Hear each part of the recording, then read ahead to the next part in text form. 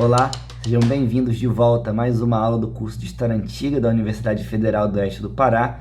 Nós estamos na nossa parte 2 da aula de número 14, Cultura e Sociedade na Antiguidade Tardia. Estamos discutindo o texto do Peter Brown, A Antiguidade Tardia, no livro A História da Vida Privada no Ocidente, o volume 1.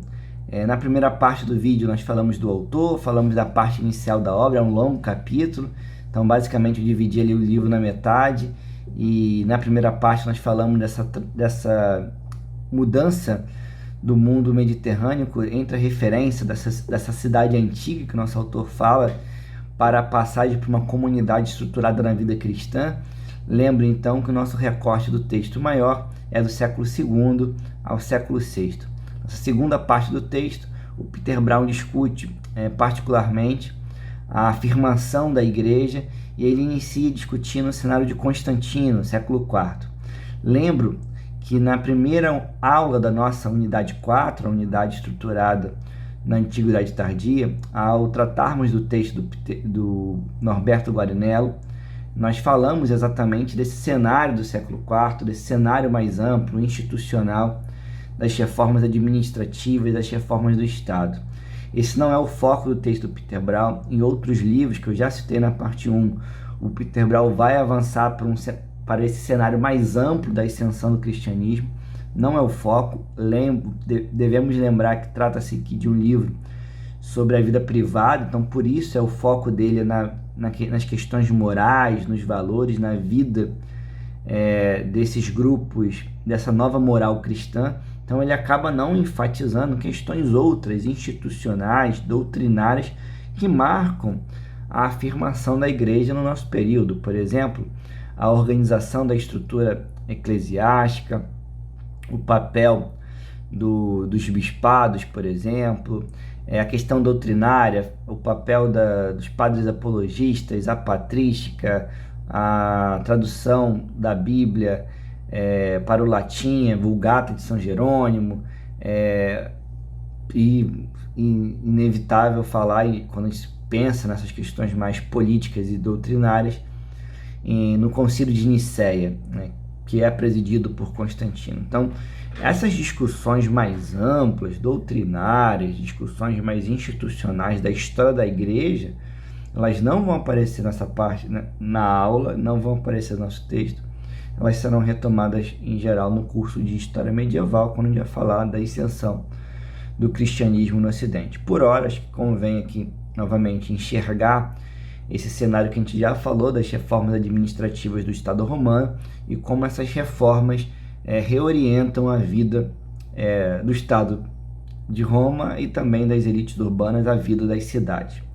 O nosso autor começa essa segunda grande parte do texto destacando que a igreja no século IV ela é um elemento da cidade, Então, ela ainda não se tornou hegemônica ou a única referência no espaço urbano, como será a partir de do século seguinte. Então, eu vou até usar uma citação, como que esse papel urbano da igreja muda de forma significativa entre o século IV, o século de Constantino, o século de Nicéia, e o final do século V, o mundo pós-fragmentação do Império Romano no Ocidente. Então ele vai mostrar como que nesse cenário da maior intensificação das guerras, das invasões bárbaras, da fragmentação desse mundo romano, aí sim a gente está falando que a igreja se torna a referência no mundo urbano.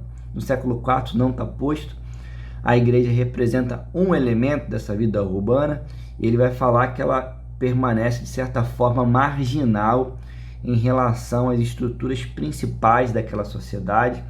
Então isso é legal, porque ao longo desse final do texto, o Peter Brown vai mostrando que há margem para permanências, essa transição da cidade antiga, dessa cultura cívica do mundo greco-romano para a vida estruturada na comunidade cristã, urbana ou rural, ela é lenta, ela é gradual, e mesmo quando nós tivermos uma igreja mais consolidada, mais hegemônica, essas margens ainda estão se redefinindo, se estabelecendo ao longo desse recorte que ele identificou aqui para o capítulo, novamente, século II ao século VI. Ele vai dar um exemplo, por exemplo, que até me repetir, ele vai dar um exemplo de que a questão das hierarquias sociais muito marcantes no mundo externo à igreja, de certo modo, não se manifestam no espaço de culto, no espaço da basílica, que mesmo com claras divisões sociais, ao todo da comunidade, ao conjunto dos fiéis que participa do culto, que se envolve no culto. Então ele vai mostrando, através desse exemplo, como que essa igreja, por mais que ela absorva as hierarquias sociais, ela não está plenamente estruturada com o que estruturava a cidade fora da igreja. Nessa linha, ele vai pensar como que essa comunidade da igreja, que não está plenamente associada à cidade como um todo, ela se estrutura no que ele chama de 3 temas, um tripé: pecado, pobreza e morte. Essa é uma parte interessante do texto, porque ele vai detalhar cada uma dessas dimensões, a discussão do pecado, a discussão da morte, a discussão da pobreza, mostrando novamente como que essa dimensão da pobreza, essa relação do cristão com o pobre, o vulnerável, marca a afirmação da igreja nesses séculos, principalmente aqui já falando do século IV em diante. O elemento do pecado, e lá na página 251, ele vai nos discutir como que a gente não pode desconsiderar a importância do pecado para a estruturação da comunidade, porque em torno do pecado e das penas ligadas ao pecado, até mesmo a excomunhão, a autoridade do bispo, a autoridade perante a comunidade vai se afirmando, e em torno desse tripé, mais uma vez, o nosso autor vai explicando essa afirmação da igreja entre o século IV e o século V. Também assinala aqui um elemento importante, porque a gente acaba sempre voltando a ele nas aulas de medieval, que é a relação do cristianismo com a morte, né? Então a gente pensa às vezes a questão puramente da salvação, mas ele nos mostra aqui uma outra discussão importantíssima para ser lembrada em relação a isso, né? Em relação do cristianismo com a morte, que é a ideia dos túmulos e essa ruptura com as formas cívicas do funeral, essa ideia de valorizar a autoridade do bispo, da autoridade eclesiástica na condução dos ritos fúnebres. Ela reestrutura uma lógica cívica para o Peter Brown, retirando do espaço público, do espaço urbano, a condução da morte, né? Cada vez mais ela está associada à igreja, uma igreja que busca, que ela expressa na questão tumular, né, nos túmulos, as hierarquias sociais, mas que ela também expressa esse contato maior com o pobre. Então ele mostra como que essa dimensão da morte, simplesmente a questão da morte na sociedade, os túmulos, enterramento, passam pela essa reestruturação, redefinição da igreja.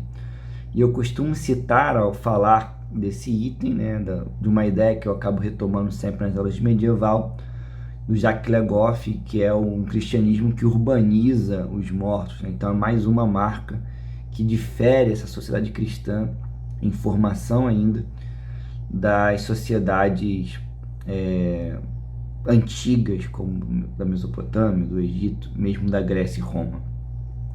Dito isso, eu deixo um trechinho que eu acho que ele esclarece, enfatiza essa passagem da igreja no século IV para o século V. Abre aspas, está lá na página 255.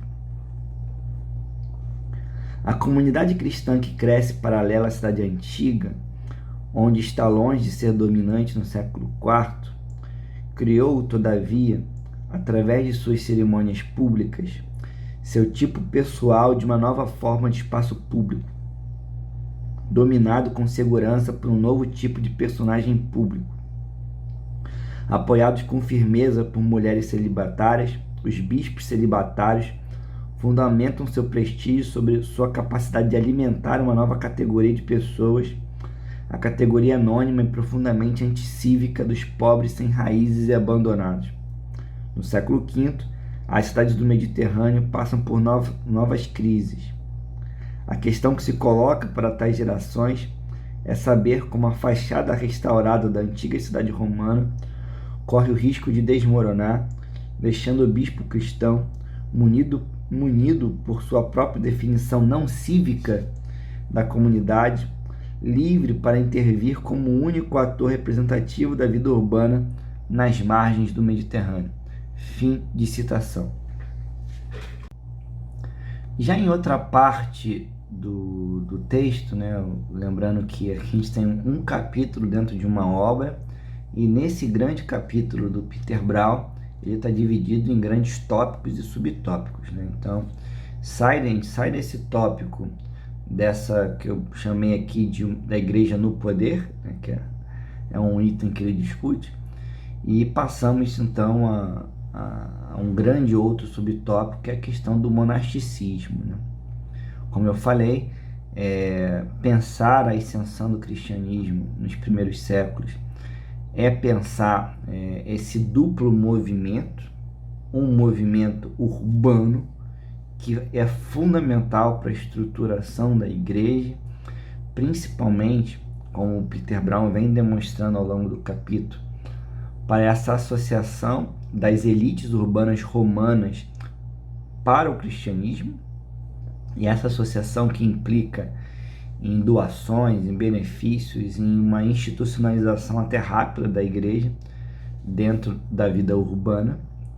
E lembrando que a gente vem falando isso já há muitas aulas, desde a primeira unidade do curso, a importância dessa estrutura urbana das cidades, da polis, ao longo de todo o Mediterrâneo. Então, é nesse sentido que eu estou falando aqui, que é fundamental a presença do cristianismo, esse enraizamento do cristianismo no espaço urbano. Só que, no entanto, também é importante lembrarmos da afirmação do cristianismo pelo movimento monacal, pelo movimento de fuga das cidades, né? Então, esse modelo monacal, que num primeiro momento é o que nosso autor discute, dos monges eremitas, dos anacoretas, desse homem sozinho no deserto, que marca o cristianismo no Oriente.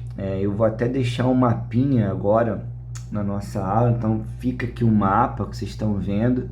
Esse é um mapa que eu geralmente uso na aula sobre a ascensão do cristianismo no Ocidente, nas aulas de medieval, mas acho que ele é muito útil aqui porque mostra exatamente isso, né? Nós, brasileiros, temos o contato muito direto com o cristianismo a partir da experiência romana, católica, e ao longo do século XX também cada vez mais forte com as correntes protestantes, principalmente as pentecostais, né? Mas é interessante a gente então não pensar apenas no cristianismo como algo de Roma e da Europa, e eu acho que esse mapa é útil para mostrar exatamente essas escalas, como que para esse período que a gente está tratando, século II, século III, século IV, o cristianismo estava muito mais presente no mundo do Mediterrâneo Oriental do que no mundo europeu, né? Então ele está ainda avançando no espaço europeu. Esse avanço ele continuaria nos séculos seguintes. Então a gente fala aí pelo menos do primeiro milênio para uma expansão do cristianismo na Europa. Então, para esse nosso cenário, a gente está falando de um cristianismo muito ligado ao Mediterrâneo Oriental, principalmente ao Império Romano do Oriente, né, ao Império Bizantino. Então, acho que esse é um ponto. Deixo aqui o mapa, e é em torno dele que o nosso autor vai falar então da importância desse sistema monacal. Na discussão do capítulo, apenas a questão dos monges eremitas, desses homens solitários, se apartam do mundo, né? Essa fuga do mundo desses homens, por exemplo, os anacoretas. Em outros textos, o Peter Brown até faz uma discussão muito boa sobre como que esses homens ocupam um lugar dos semideuses, e é o santo homem que se estrutura nas comunidades, na fuga do mundo. Não é uma discussão desse texto, então, como eu citei aqui, as outras obras do Brown são muito boas e elas vão se complementando.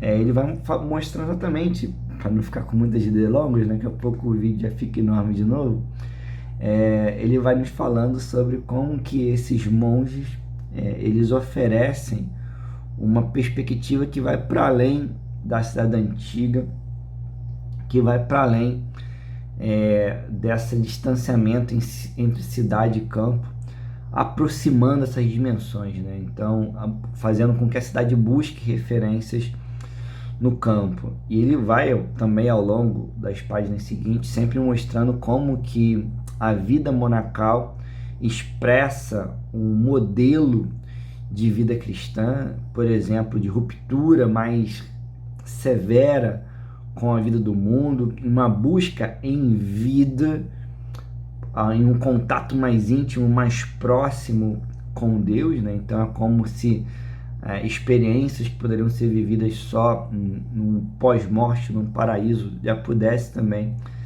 estar mais acessíveis a esses homens. E o Peter Brown também se preocupa em mostrar como que essa moral mais ascética ela vai implicar cada vez mais para essa sociedade cristã do Oriente, principalmente, que vive ali no mundo, né? Então, especialmente ele vai dando destaque à questão do casamento, à vida conjugal. Para citar esse papel do monge ou desse monacato, que para o autor vai para além da cidade, eu destaco um trechinho lá da página 265 até a 266. Abre aspas. O paradigma monástico não só varreu a especificidade da cidade. Ele ameaça enfraquecer sua influência sobre os notáveis num dos aspectos mais íntimos. Coloca em questão o papel dos espaços públicos da cidade como lugares principais da socialização dos meninos. Na metade do século IV, os estabelecimentos monásticos já recrutam rapazes muito jovens. Famílias citadinas ou aldeãs abastadas consagram seus filhos ao serviço de Deus, o mais das vezes para preservar a herança familiar ameaçada por filhos numerosos demais e, sobretudo, pelas filhas excessivas. Esses monges muito jovens não desaparecem no deserto, tendem a ressurgir anos depois, inclusive nas cidades, como membros de uma nova elite de abades e de eclesiásticos de formação ascética. Assim, o mosteiro torna-se a primeira comunidade preparada para oferecer uma formação plenamente cristã desde a juventude. Fim de citação. Acho que esse trecho é interessante porque está falando exatamente como que cada vez mais essa sociedade cristã em formação, e aí observem, ele não está necessariamente mais falando da questão do que a gente chama de clero secular, o clero que vive diretamente mais próximo com o mundo, com o século, mas sim está falando aquilo que a gente chama de um clero regular, que posteriormente seria o clero regular, que vive sob uma regra, geralmente é o clero ligado aos mosteiros. Ele está falando que esse modelo também contribui para romper com elementos daquela unidade cívica, elementos cívicos da cidade. Eu diria aqui, em torno dessa citação, que nós vamos ver, segundo Peter Brown, a dimensão da família, que é a família cristã, se tornando cada vez maior para a condução da vida do indivíduo do que a cidade, do que essa cultura cívica que fazia com que esse jovem tivesse uma formação na vida cívica urbana.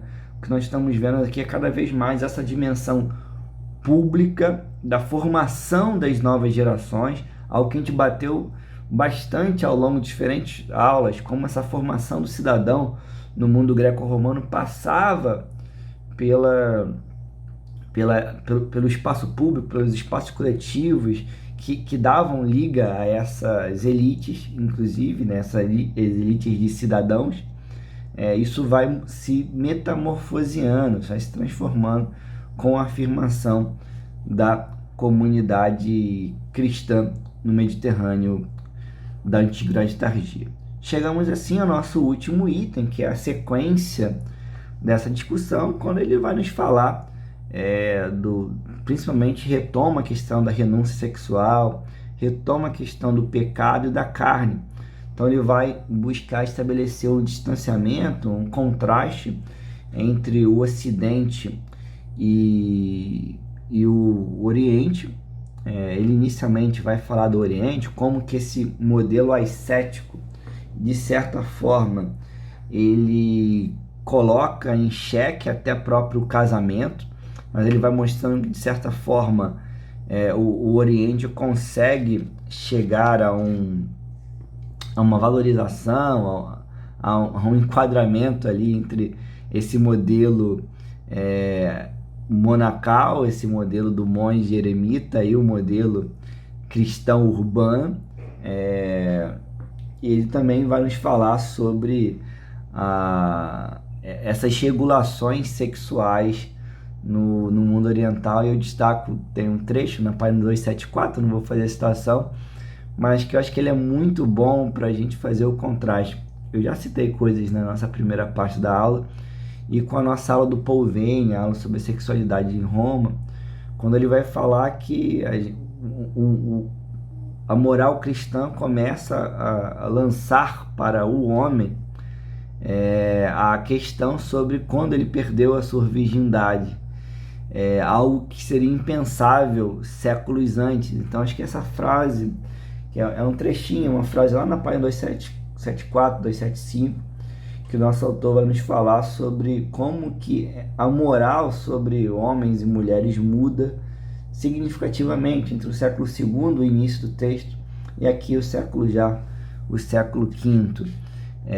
E para fechar, ele vai exatamente mostrar como que o Ocidente segue um caminho específico.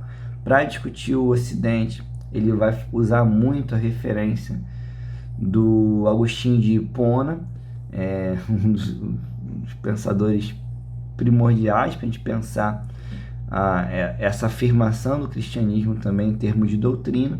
Ele vai nos falar como que há uma afirmação de uma junção entre o mundo e o deserto em torno de Agostinho, e que isso marcaria, e eu acho que é bom a gente acabar com essa referência, porque ele é uma referência que ele abre na perspectiva para a gente pensar os séculos seguintes, que a gente já classifica como medievais, exatamente como que o Ocidente, sem ter a figura do deserto tão clara, em torno da obra de Agostinho, associa essas discussões do mundo e do deserto. Então, para fechar o nosso texto, eu vou fazer uma citação da página 282, 283, para terminarmos a nossa aula. Abre aspas. As ideias de Agostinho impuseram um rigor e uma consciência ascéticos da fraqueza moral do homem aos humildes chefes de família no mundo. Ele mesmo reuniu o mundo e o deserto na Igreja Católica. Nesse ponto será seguido durante a silenciosa ascensão da Igreja Católica na Europa Ocidental.